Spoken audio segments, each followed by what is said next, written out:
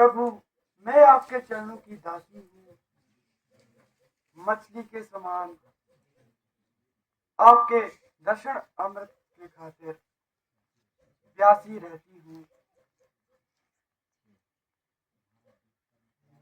तुम्हारा देखकर मुखड़ा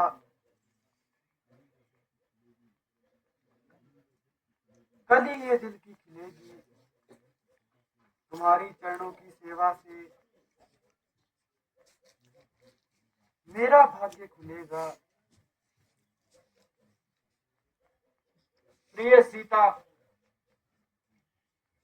अब हमारा कर्तव्य है कि गृहस्थ में रहकर वेदी के नीचे जो प्रण किए हैं हम उनका पालन करें।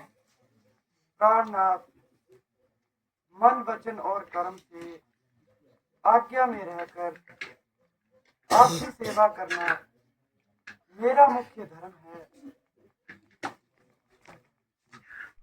पति के विपरीत चलने वाली स्त्री पहले दर्जे की नरकीय बेशर्म है।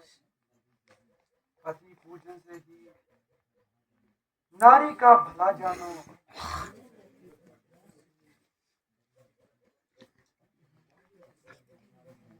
पति ही नारी का मंदिर है। पति को ही देवता जानो। पति के हुक्म के ही अंदर यदि नारी रहती है तो वह संसार में रहने की अधिकारी है। नारायण नारायण नारायण।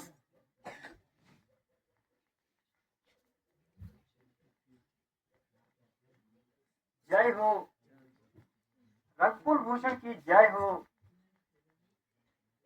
ब्रह्म कुमार की जय हो। अहो भाग्य, जो हमारे भवन में आपके चरण पड़े। राजेश्वर और जगदीश्वर प्यासे हैं, जिनके दर्शनों को बड़े भागों से मिलते हैं। दर्शन ऐसे मुनिजन के, कृपा से उन्हीं लोगों की हमें आराम मिलता है। दया दृष्टि से उनकी स्वर्ग का धाम मिलता है। हे मुनिराज, कहिए किस प्रयोजन से पावन पद बिना कारण यहाँ पधारे। आप तो संसार के सच्चे हितैषी हैं। आपकी गति कौन जान सकता है। आपकी बिगड़ी को कोई भी बना सकता नहीं। आपकी लीला का कोई भी पार पा सकता नहीं। होके निराकार फिर साकार बनते हो। विष्णु बनते हो, कभी कभी अवतार बनते हो। हे नारद जी, ये तो आपकी बड़ाई है, वरना मैं तो ब्राह्मण और मुनियों का दास हूं और सदा ही उनके पास हूं। सबसे महान समझता हूं ब्राह्मणों की जात को। छाती पर सह चुका हूं ब्राह्मणों की लात को। भगवान, यदि आप अपने दासों को नहीं अपनाएंगे तो भला दूसरे क्यों अपनाएंगे।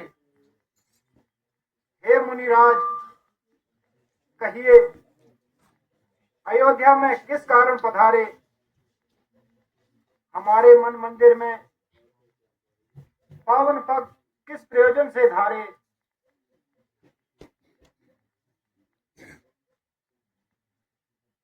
यहाँ तो केवल दर्शनों की अभिलाषा थी, मगर ब्रह्मा जी ने आते समय कहा था कि, क्या कहा था।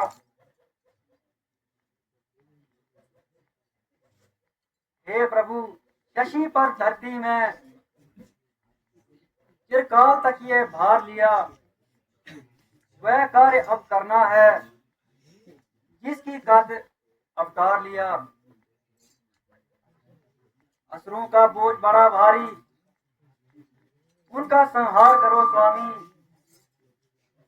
है ब्राह्मण दुखिया, उनका उद्धार करो स्वामी। प्रभु, हम सब देवताओं को आस तुम्हारी है,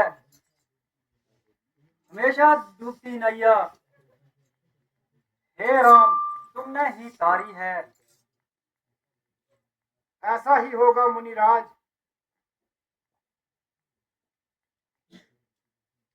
हे रघुकुल भूषण, अब मुझे आज्ञा दीजिए।